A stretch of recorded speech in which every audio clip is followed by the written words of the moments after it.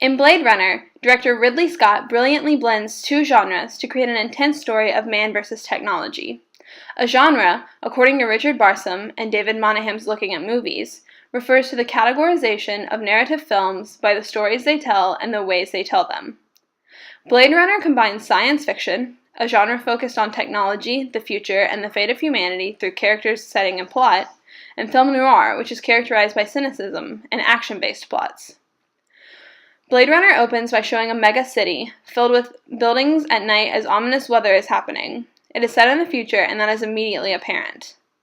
An article titled Blade Runner and Genre, written by David Benash at Western Illinois University, states there are characteristics that identify film noir including claustrophobic framing, great depth of field, urban landscapes, and rain-soaked environments, among them.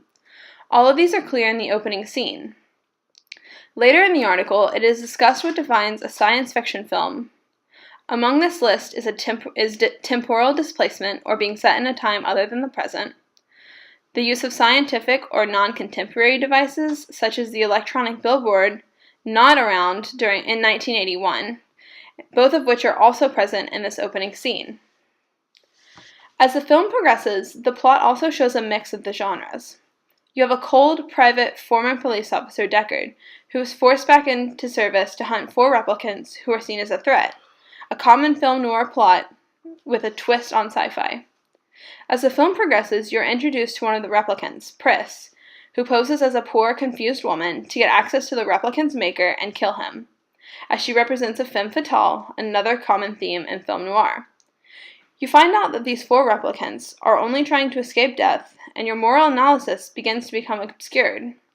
You ask, are they really that bad? Another common film noir theme.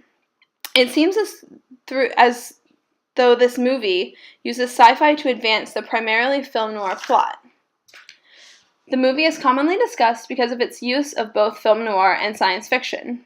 It is often referred to as a cyber noir film, according to an article written at University of South Carolina at Beaufort.